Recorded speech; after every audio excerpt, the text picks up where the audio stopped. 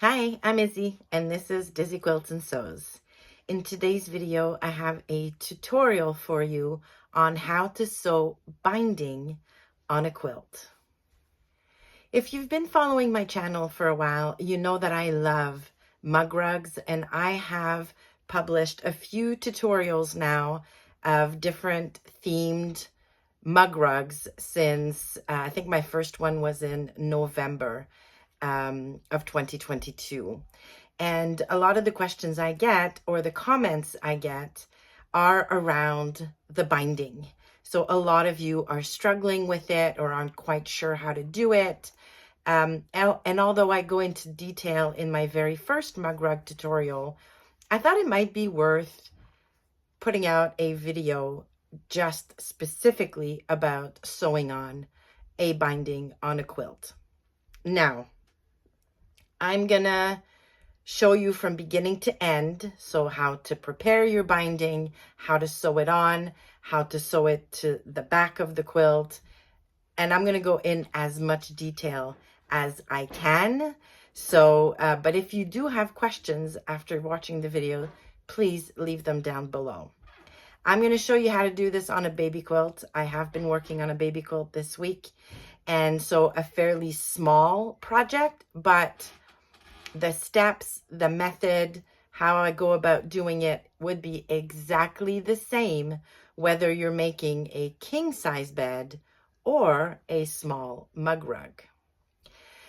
All right, so if you are ready, let's get started with binding a baby quilt. All right, so the first thing we need to do is measure our quilt. What I like to do is measure all four sides, add them all up, and then add an extra 10 inches. And that's what my total measurement for my 2.5-inch strips is going to be. So here I have the strips I'm going to need for my baby quilt, and I cut 4 of these, which is going to be plenty for my quilt. Now remember, I cut these at 2.5 inches because that allows me to sew it on by machine, both on the front and the back of the quilt. So it just ensures that I'm going to catch everything when I stitch in the ditch from the front. So, all right. Now, you're cutting these on the cross grain, so there's no need to cut your binding on the bias or anything like that. You can see the selvage on my strips is right here. So I'm just cutting this basically selvage to selvage at 2.5 inch for each strip. All right, so the first thing I'm doing is I'm cutting off the selvage from each of my strip and putting that aside. And now we are going to piece each of our strips together. Now there are 2 ways you can do that. If you're using the same color like I am, you can piece them at a 45-degree angle. So what that means is I'm going to take one strip, put it right side up, take another strip and put it at a 90-degree angle on top of my other one, stitch here across, then trim the extra bits so that when I open it, I'm going to have a nice straight strip. So that's how I like to do it when I'm using the exact same color. So remember, I've got my first strip right side up, then I put my second strip right side down on a 90-degree angle like this. And I'm going to stitch from one corner to the other and then trim away the excess fabric here, leaving about a 1/4 inch seam allowance so that when I press this open, my strip is going to look like this. All right. The other thing you can do is just sew your strips together like this with about a 1/4 inch seam allowance. Now what this does though, when it's sewn in, is it just adds a lot of bulk in one spot. And that's why I prefer to do it at a 45-degree angle.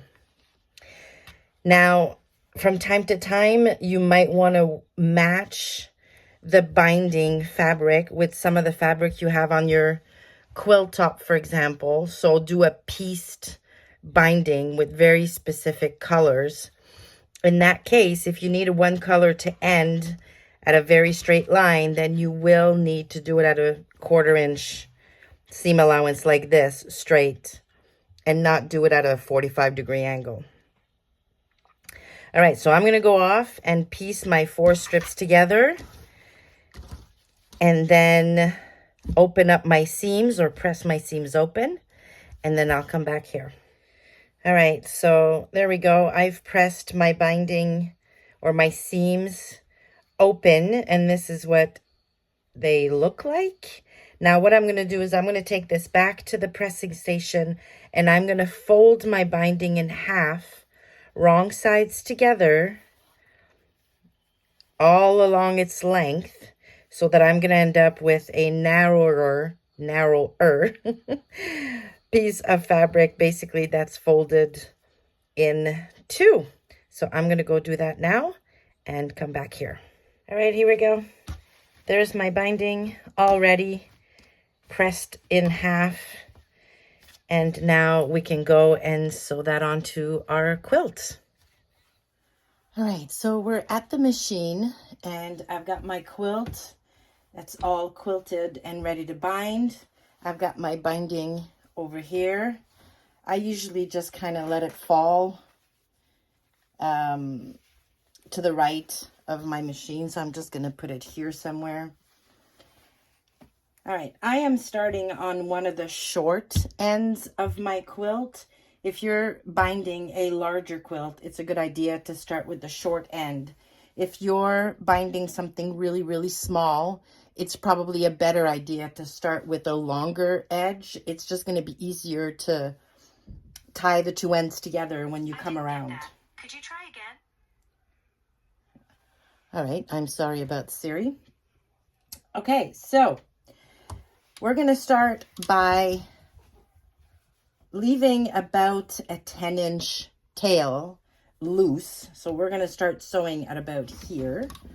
And I'm going to start about 1/3 of the way down. So you don't want to start all the way at the top or too close to the middle of the side. So I'm going to start about here.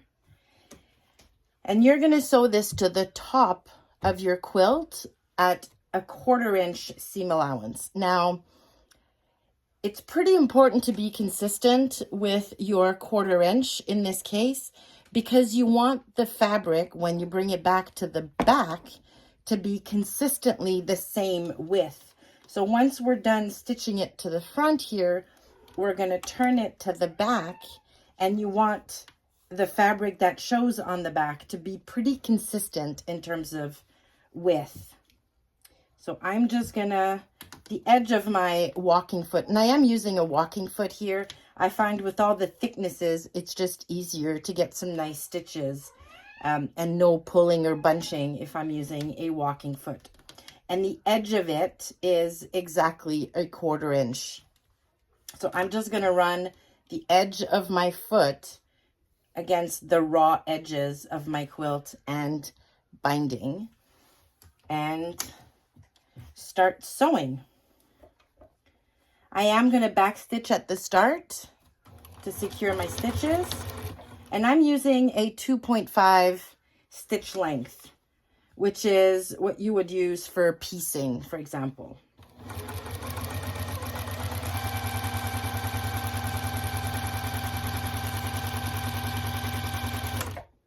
Now you'll notice that I'm not pinning, I'm not clipping anything.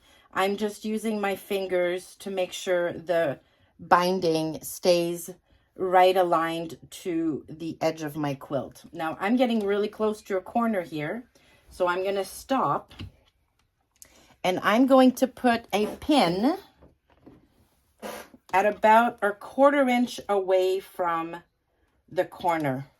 So hopefully you can see that. I've got a pin here about a 1/4 inch from the edge of the quilt. And I'm going to continue sewing until I get to that pin. And I can remove the pin.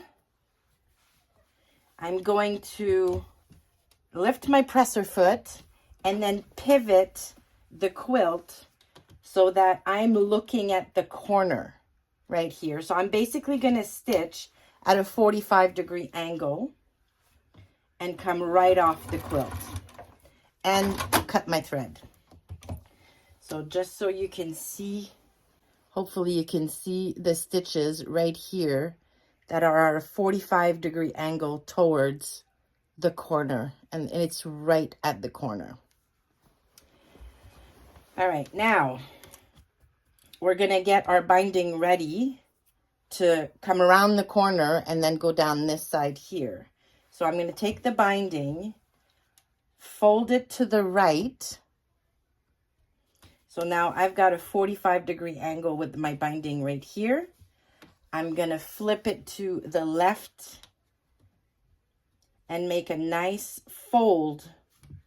This is now a straight fold that's aligned exactly with the edge of my quilt here. And I'm going to put a clip right here to hold this in place. So now I've got my binding at a nice fold here, and it's clipped just so that it stays in place. And now I'm going to put the next side of my quilt under the needle, and I'm going to start right here at the fold.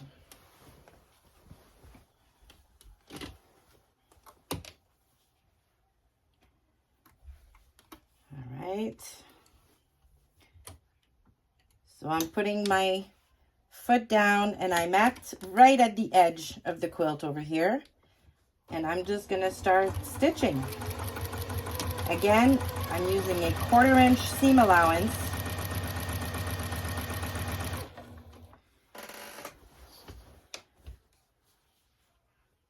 And I'm just going to keep stitching all the way to the next corner.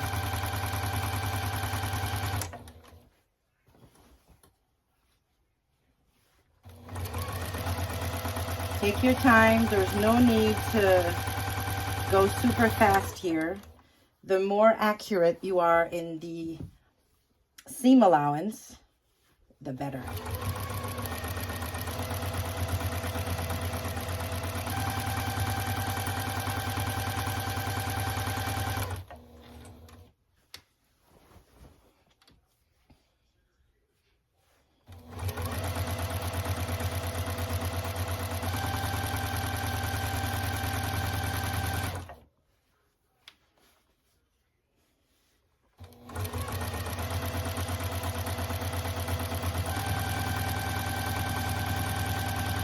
All right, I'm getting close to another corner. So I'm going to grab my pin, put it in at about 1/4 inch away from the edge. You can measure that, you can eyeball it, up to you. And then I'm going to sew right up to, but not on, that pin. Take it out, pivot my quilt so that I'm looking at the corner, and I'm going to stitch at a 45-degree angle right off the quilt. And cut my thread. All right, and just like before, I'm going to bring the binding to the right, make a little crease here at a 45-degree angle, flip it to the left, make a fold that's right on the edge, and then secure this fold with a clip. Turn the corner, and then start sewing right from the edge, again at a 1/4 inch seam allowance, and just keep going around the quilt until you get to the last side, and then I'll come back here and show you how I join the ends. All right, so I just came around the last corner, and I'm now on the side where I started. So you can see my first tail down here. So now I'm going to start stitching down this side, but I'm going to stop at about here. So like just maybe 6 inches off the corner. And I'm sorry, that's Bear knocking you over or knocking you about. Now, if you've got a very, very small quilt, you're going to stitch about 1 inch away from the corner and then stop. You want to leave a pretty big gap to be able to join your 2 ends together and finish off the last side. So I'm just going to stitch down my last side here for a few inches. And then back stitch and cut my thread. All right, now we're going to go over to the table here, and I'm going to show you how to prep and cut your binding so that it will fit perfectly together for the last side. All right, so we're at my cutting table. This is the first tail I left when I first started putting the binding on, and this is what I've got left after sewing down the last side. So we are going to need a pair of scissors, some kind of measuring tool. I'm going to use a small ruler, and we're going to need some pins. So let's get that. All right, so you're going to take the first part of the binding, so the tail that you left when you first started sewing your binding on, and you're going to cut it so that it's about the center of your quilt. So you're going to have, I don't know, I've got about 6 inches left here. So I'm just going to cut this at a right angle like this. All right, so I've got about 6 inches of tail left. I'm going to set this aside. Now I'm going to take my little ruler and I'm going to set it right at the edge of the binding piece I just cut. And I'm going to measure 2.5 inches. So right around here is where I want my other piece of binding to end. And we're doing it at 2.5 inches because that is the width of our binding. So before we folded it, this piece that we cut is 2.5 inches. So that is why I need a 2.5 inch overlap between the first tail and the second tail. So I'm going to just put my binding over my first one, take my scissors, and cut at 2.5 inches. All right, so I can get rid of this ruler now. Now I'm going to take the one that's at my right hand and fold it like this. Take the one that's on my left hand, and we are going to join them at an angle like this. Or actually, you know what? Let's make it easy on ourselves and do it this way. So the one that's on my right hand, I'm opening it. I've got the right side up, and I'm just lifting it like this. The one that's at my left hand, I've got right side down, and I'm just going to put it right with the other one, like this. Now you may need to bring your quilt in a bit so that your binding won't revolt. All right, and you can put a couple of pins in. I like to put pins just so it doesn't move while I take it to the machine. Now all you need to do is make sure that the raw edges here and here are almost perfectly aligned. If you want, you can also mark a diagonal line so that you know exactly where to stitch. So my corner is around here, so I can mark here my sewing line, and hopefully you can see this. Okay, so I'm going to stitch right on this white line right here. All right, I'm going to go do that, and then we'll come back here. All right, so I've sewn my 2 ends together at an angle, corner to corner, And I will cut off the extra fabric here that we're not going to need in our binding. But before you do that, you need to make sure your binding is going to fit. So just lay the side flat. And yeah, it looks like this is going to be really good. So you can take your scissors and basically cut the extra triangles here, leaving about 1/4 inch. There you go. And then you can finger press this seam allowance open. You don't need to go to your pressing station for that. Just use your fingers and then fold your binding down again. And then lay it flat against your quilt. And now we can finish sewing it down. So I'm just going to start again where I ended. Put my foot down and stitch, back stitch, and then sew all the way down. Trying to be consistent with my 1/4 inch seam allowance.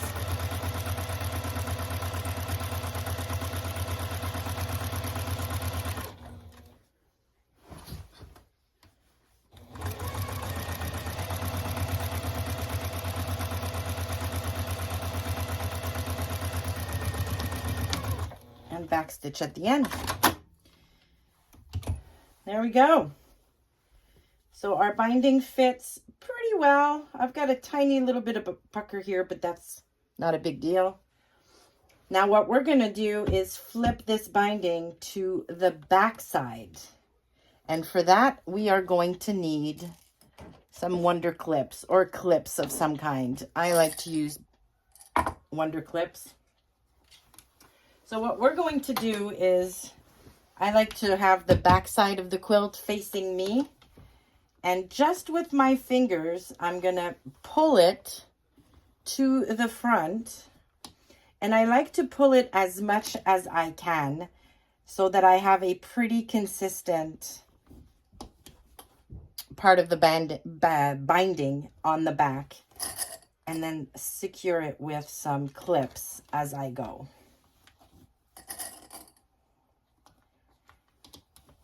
Now,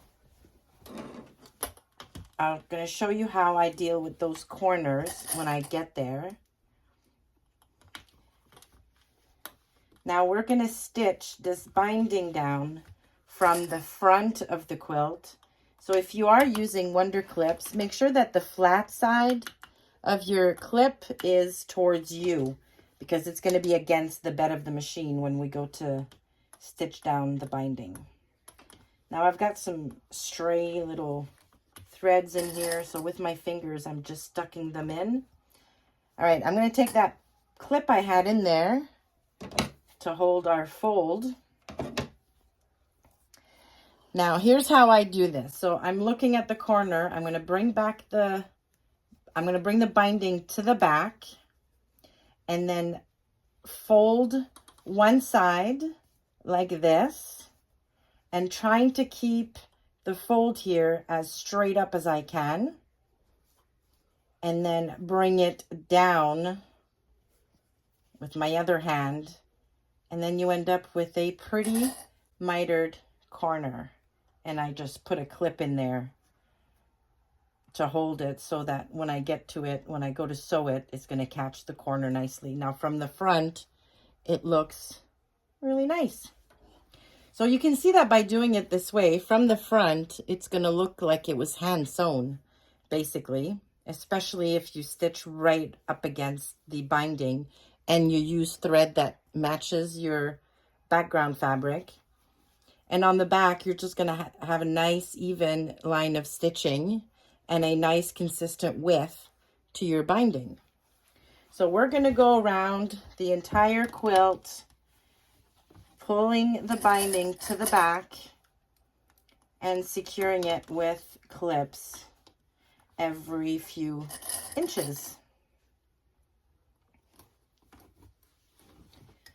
All right, so I'm going to keep going around the quilt, and I'll see you back here when I've got all my clips in. All right, I've got all of my clips on my quilt. So now I'm going to put it right side up again on my machine.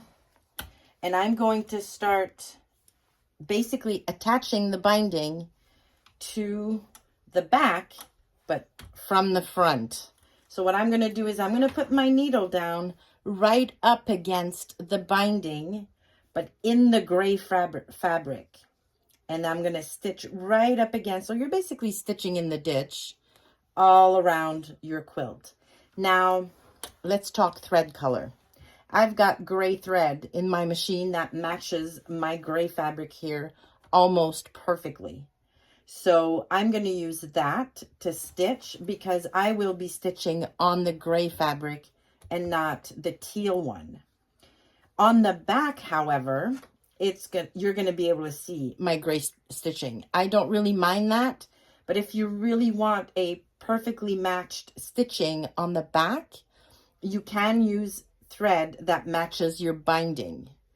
You'll just have to be extra careful as you're stitching in the ditch not to veer too far away from the binding, because then your stitching is going to be very, very visible. So I'm just going to use gray because it's going to look very nice on the front. It's not going to show if I have a wobble or two. And I really don't mind that you're going to see gray stitching on the back side of the quilt. So up to you what you decide to do with your thread color. But there we go. So I'm going to start right around the middle of this narrower side.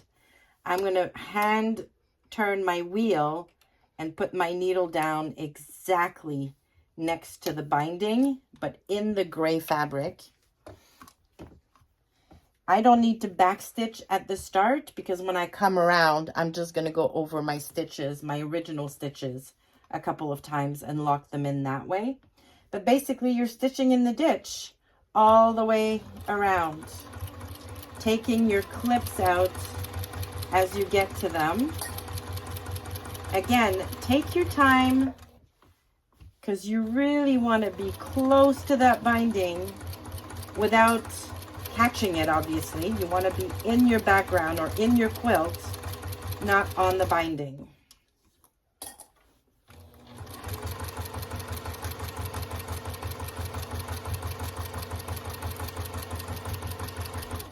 Now, when I get to a corner, I'm going to take my clip out, but be careful to, just with your finger, hold the binding down because you've got a nice mitered corner on the other side that you don't want to undo. And then stitch again in the ditch until you get right up to that corner. And I mean right into it. And then needle down, press your foot up, and pivot your quilt. Press your foot down again, and then just keep going down the other side.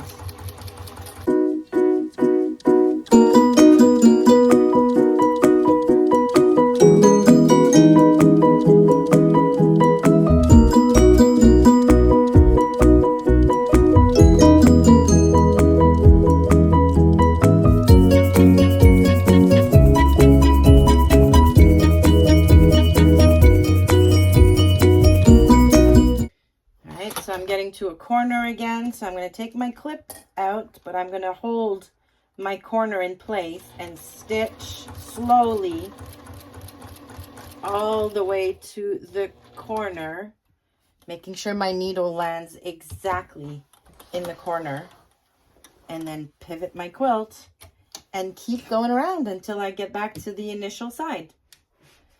All right, so I'm down to the last clip. I'm almost back to where I started, which is right here. You can see my thread here. So I'm just gonna stitch all the way to my starting point. I'm gonna go over the starting point by a few stitches, back stitch once or twice, and then cut my thread. And then I can get rid of the loose thread here. And there we go.